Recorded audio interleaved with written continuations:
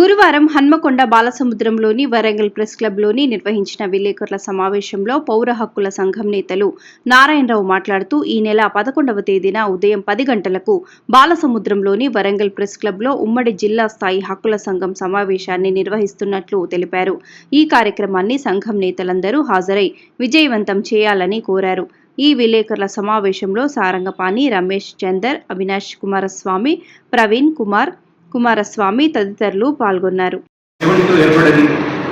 నేటికి 52 సంవత్సరాలుగా సుదీర్ఘంగా పీడిత ప్రజల కోసం పనిచేస్తున్న సంఘం ఇది ప్రజల కోసం, ప్రజల హక్కుల కోసం, కేవలము ఏదైతే రాజ్యాంగంలో ఉన్న హక్కుల కోసమే కాదు, ఆదేశిక సూత్రాలను కాదు, ఈ యొక్క ప్రజాస్వామిక ఎక్కడైతే ఉద్యమాలు ఉంటాయో, ఎక్కడ పోరాటాలు ఉంటాయో, ఆ పోరాటాల యొక్క నైతికంగా ఆ యొక్క మూవ్మెంట్ అర్థం చేసుకుని ఆ పరిష్కరిస్తున్న మా పోరాటాలని పౌర కోసం ప్రతి విషయంలో పోరాటం ఉంటుంది.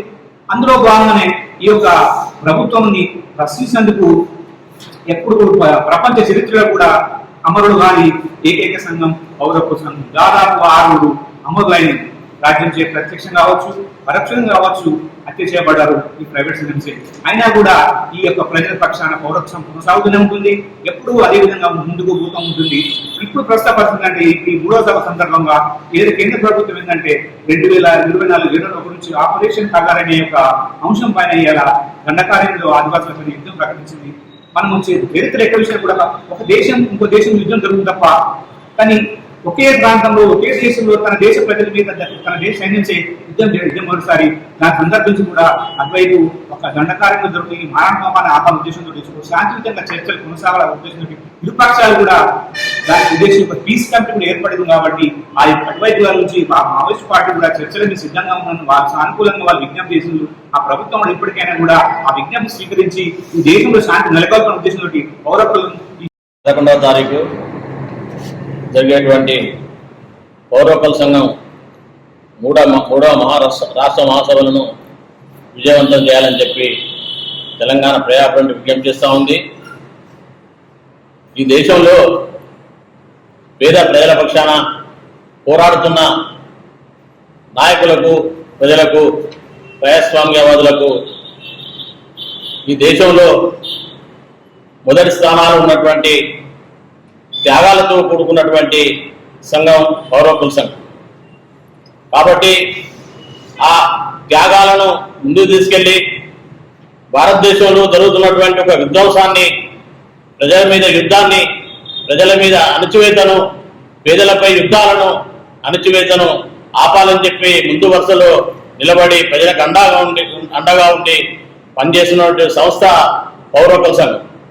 ఆ యొక్క సంఘ మహాసభలను తెలంగాణ ప్రజాఫ్రంట్ వాళ్లకు భాగస్వామ్యంతో సభలను విజయవంతం చేయడంలో ప్రజాఫ్రంట్తో పాటు ప్రజలను సమీకరించి మా వంతుగా మేము బాధ్యత నిర్వర్తిస్తాము.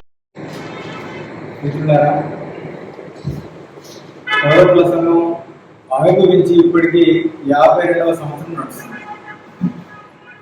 ఆనాటి నుండి ఈనాటి వరకు ఉమ్మడి తెలుగు రాష్ట్రాల్లో తన కార్యాచరణ కొనసాగిస్తూ వస్తుంది. ప్రధానంగా వరంగల్ విషయాన్ని చూసుకున్నట్టయితే వరంగల్లో చిన్నపిల్లల డాక్టర్ రామనాథం ఎంత అమానుషంగా హత్య చేశారో మీకు అందరికీ తెలుసు. ఆనాటి నుండి ఈనాటి వరకు ఈ పౌరకుల ఉద్యమంపై అణచివేత ఎంత తీవ్ర స్థాయిలో ఉంటుందో మనం ఒక అర్థం చేసుకోవచ్చు. అప్పటికి ఒక 5 ఏళ్ల తర్వాత డాక్టర్ రామనాథం చనిపోయిన తర్వాత 5 ఏళ్ల తర్వాత కానీ మళ్ళీ ఒకసారి సభ నిర్వహించుకునే అవకాశం రాలేకపోయింది. దాంట్లో అప్పుడు నర్రా ప్రభాకర్ రెడ్డి చాలా క్రియాశీలకంగా వ్యవహరించారు. అతన్ని కూడా ప్రభుత్వం కిరాతకంగా హత్య చేసింది. అట్లా ఈ ఉమ్మడి వరంగల్ జిల్లా పౌరకుల సంఘానికి 2 అమరులను ఇచ్చింది. వారి త్యాగం ఈ ఉద్యమానికి చాలా క్రియాశీలకంగా, చాలా గొప్పగా పనిచేస్తుంది. ఎందుకంటే ఏ సంస్థ నిలబడడం అన్నా సరే దానికి ఉన్నటువంటి నాయకత్వం చేసిన త్యాగాల ద్వారానే ఆ సంస్థ యొక్క గొప్పతనం కానీ కార్యాచరణ కానీ కొనసాగుతుంది. అందులో భాగంగా ఈ జిల్లాకు ఉన్నటువంటి ప్రత్యేకత డాక్టర్ రామనాథం, నర్రా ప్రభాకర్ రెడ్డి అడ్వకేట్లు, ఇంకా చాలా మంది డాక్టర్లు వాళ్ళందరూ కూడా వాళ్ళు ప్రాణాలు ఇచ్చేది. కానీ ఆ సంస్థ నుంచి కాకుండా బయట నుంచి ఇచ్చేది. మొత్తంగా వరంగల్ జిల్లా మొత్తం ఎన్కౌంటర్లకు కేంద్రంగా కూడా కొనసాగింది. అటువంటి స్థితిలో పౌరకుల సంఘం తన కార్యాచరణలో భాగంగా ఇప్పుడు ఈ 3వ జిల్లా మహాసభను నిర్వహించుకుంటుంది. అయితే పౌరకుల సంఘం చడమని ఇష్యూ లేదు, పట్టించుకొని అంచుకోలేనట్టుగా దేశంలో వరకట్న హత్యల నుంచి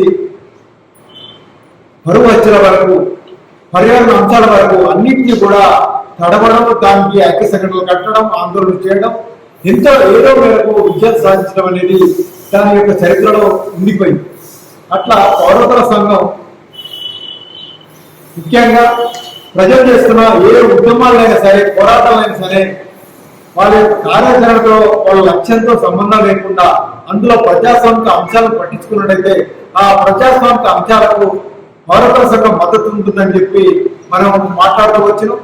కల్పించిన హక్కుల కొరకు నిరంతరంగా పోరాటం చేసినటువంటి పౌరకుల సంఘం సదస్సులు విజయవంతం చేయాలని చెప్పి నేను కోరుకుంటున్నాను. ఈ సందర్భంగా ఒక విషయాన్ని ప్రస్తావించాలనుకుంటున్నాను. ముఖ్యంగా ఆపరేషన్ కగార్లో భాగంగా కరెగొడ్డులో జరుగుతున్నటువంటి పరిణామాల నేపథ్యంలో శాంతి చర్చలు జరపాలని చెప్పి మావోయిస్ట్ పార్టీ 3 దఫాలుగా చూడడం జరిగింది. అయినప్పటికీ ప్రభుత్వం ముందుకు రావడం లేదు. అయితే శాంతియుతంగా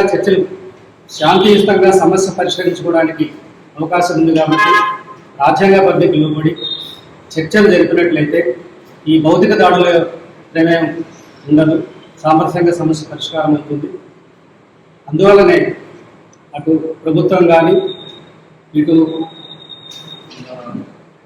మావోయిల మధ్య ఆదివాసీ ప్రజలు ఇబ్బంది పడుతున్న విషయం మనకు తెలుసు. అక్కడ ఆదివాసీ ప్రజలు తమ ఇళ్ల నుంచి బయటకు రానటువంటి పరిస్థితి మనకు కనిపిస్తుంది. ఇరువైపులా ప్రాణ నష్టం జరుగుతుంది. ఈ ప్రాణ నష్టం నివారించి సామరస్యంగా సమస్య పరిష్కారం కావడం కొరకు ప్రభుత్వము తక్షణమే చర్చలకు ముందు రావాల్సిందిగా కోరుకుంటున్నాము. ఇందులో దేశాలకు పోవాల్సిన అవసరం ఏం లేదు.